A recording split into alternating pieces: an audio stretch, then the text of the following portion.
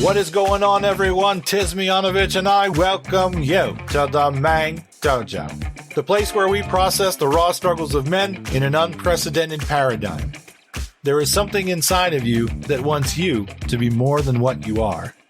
But there also may be something inside of you that wants you to go down. And for some of us, that means going down for good. So, remove your ego, drop your bullshit, become vulnerable, and step into the dojo, mate.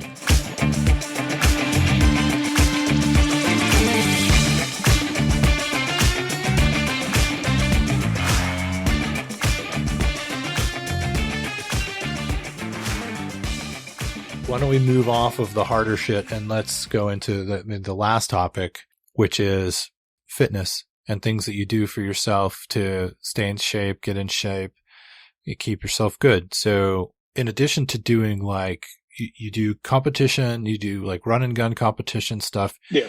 You run 3Ks, 5Ks, 10Ks. Marathons. Marathons, half marathons.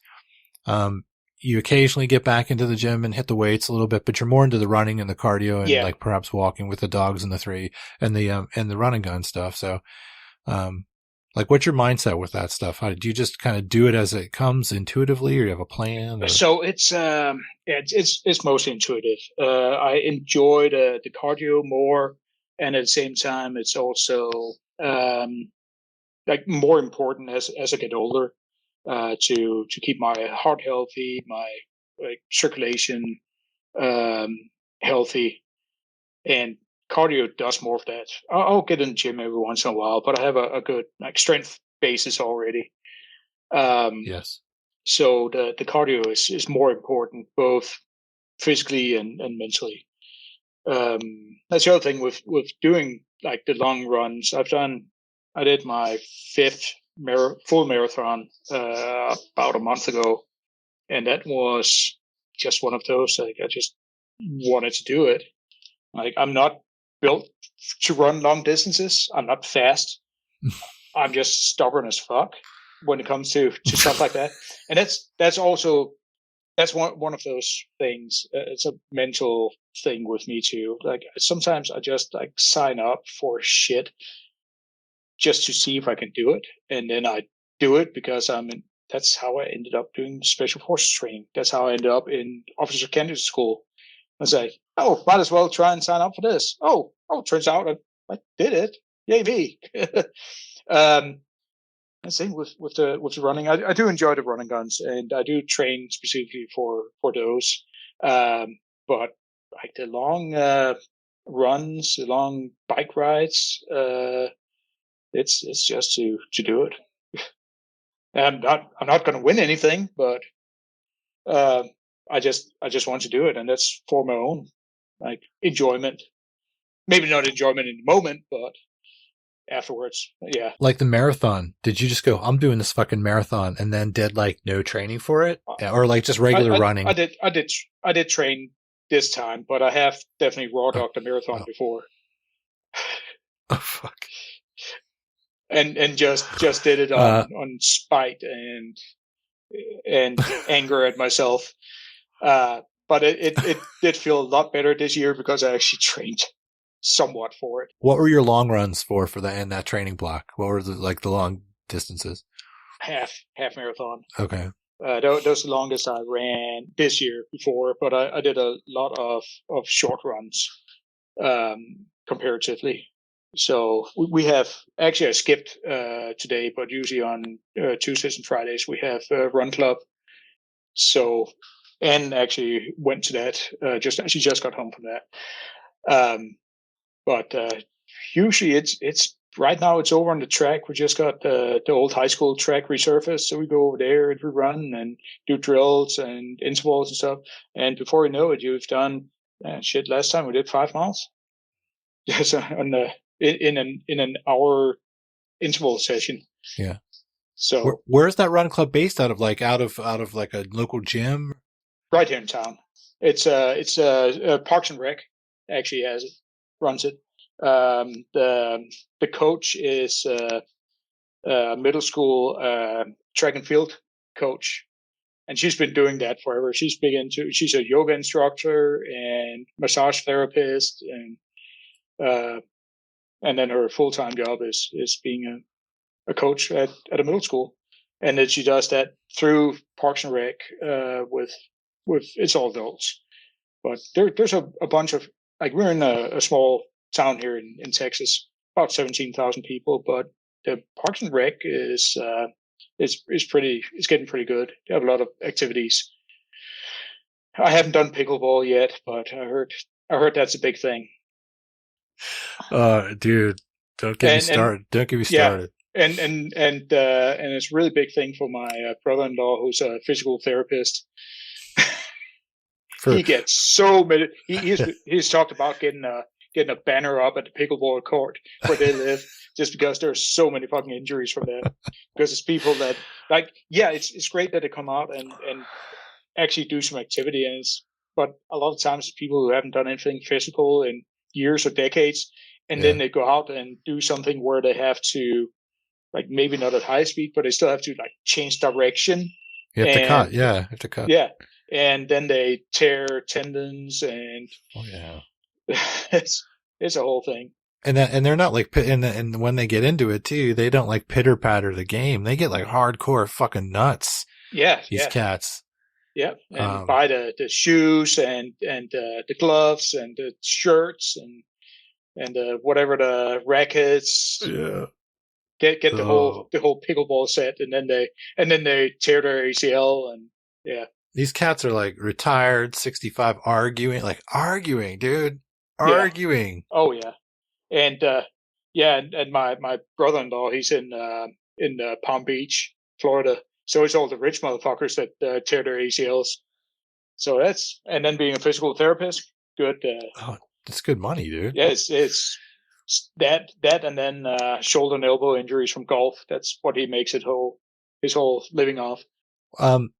So do you try to? So that gives you some structure. Then having the run club so close to the house. Like if you just want to be like, I'm going to go this Tuesday or this Thursday, or if you miss 2 weeks, you feel like shit. So you're like, I'm going to go this Tuesday.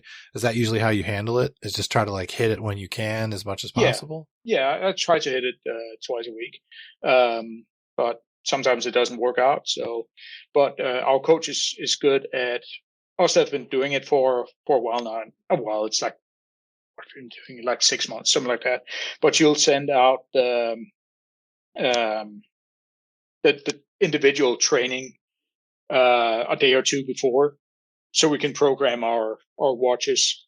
Like most of us are using Garmin watches, like activity trackers, where you can actually program the splits and paces and all that.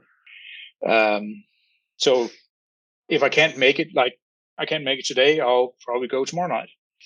Yeah. So, and the track is half a mile from here. So.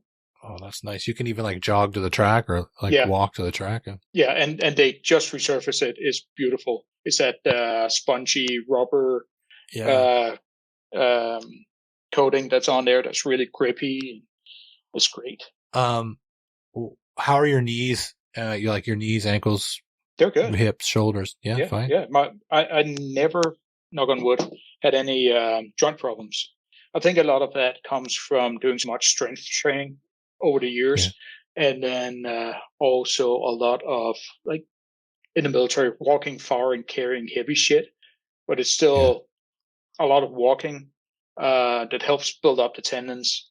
I never got any joint injuries. I've had some like torn muscles and stuff, but I never had any joint injuries.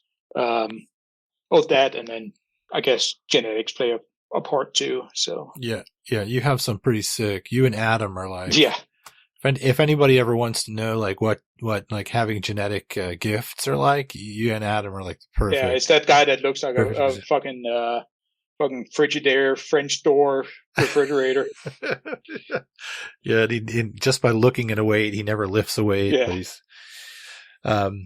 So when you run, like afterwards, your knees don't hurt? You don't ever like ice your knee or no? Nothing? After a marathon, they'll be sore, but just tender. Nothing serious. I have been doing a lot of road bike. Just taking that out because it is easier on the joints and you can keep going for a longer time. So I did.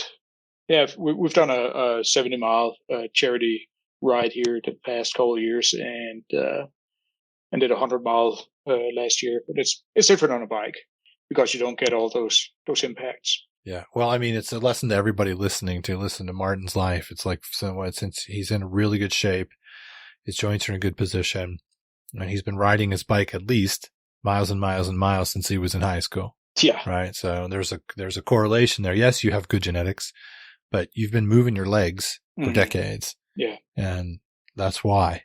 Yeah. Right. And I would definitely recommend, get a bike.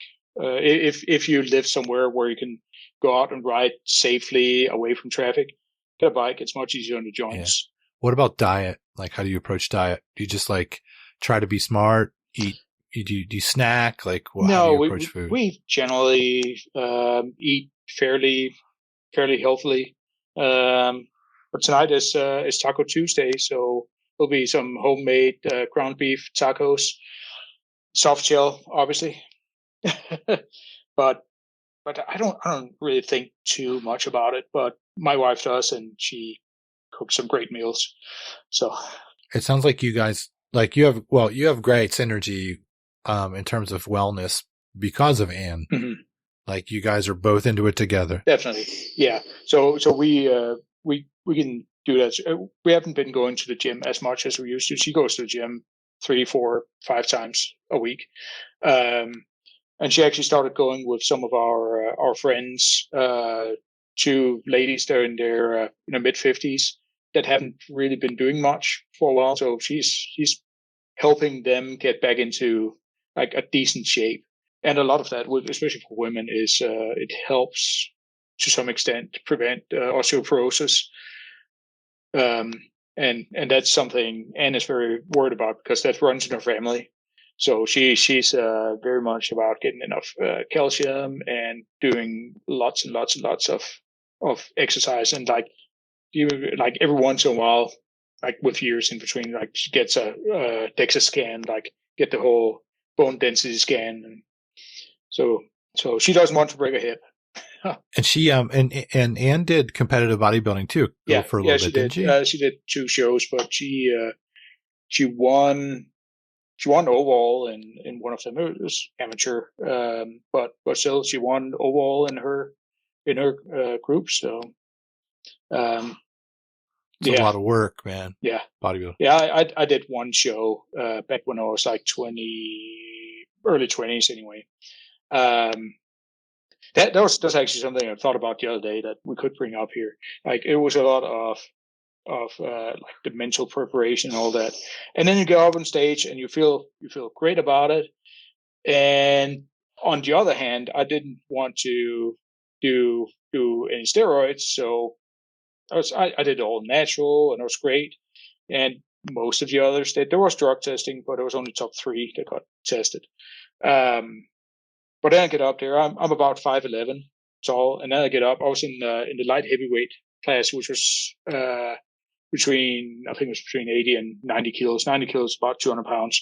So I was shredded at like 3-4% at 200 pounds. And then there's this motherfucker who's fucking 5'3" that weighs the same as me, who's just as shredded. Yeah. And I'm that relatively tall motherfucker that's standing there. It's like, oh, that fucking sucked. Yeah, if you're even tall-ish in that sport, you need to roid up and be in open. So yeah, you got to fill out, man, because it's a lot of bone to stretch muscle over. Yeah, and of course the guy that's 5'3" is going to be a lot more muscular at the same weight than me. So absolutely, yeah. So that's good. I mean, you're somebody. Definitely, when I think about you, I think about how fitness is like it's just a regular thing that you do. Yeah. Like, it's just a part of Martin.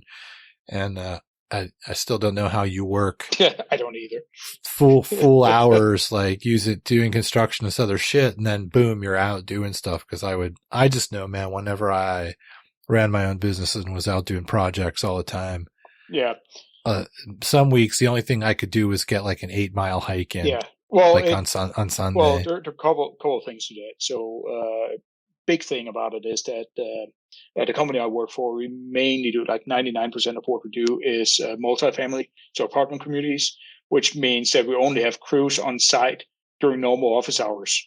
And a lot of what I do is office work. Like I go out and inspect job sites, but a lot of it is going to be office work, which means that I have like I'm not the guy like lifting bags of concrete around or climbing around on a roof in like a black asphalt roof in 110 degrees.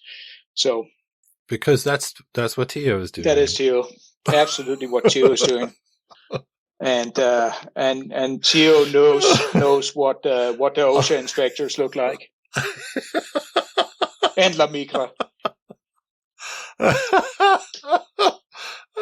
And the other thing we didn't mention was we were talking about like your motivation for fitness and your motivation for finishing that marathon, maybe that you didn't train very well for, but we didn't mention that one of your main motivations are these fucking twink motherfuckers that we know online that are constantly posting their fucking fitness accomplishments, and they're so unimpressive. And the dude is just, or dudes, I'll try to keep it anonymous, constantly trying to show off how amazing they are at fitness, and then you go out and like crush their records and show us pictures of like your times. It's not even that fast, but it's fast enough. It's one of my favorite things. What is it? It's like medium drag. High speed, low drag. It's like medium speed, adequate drag.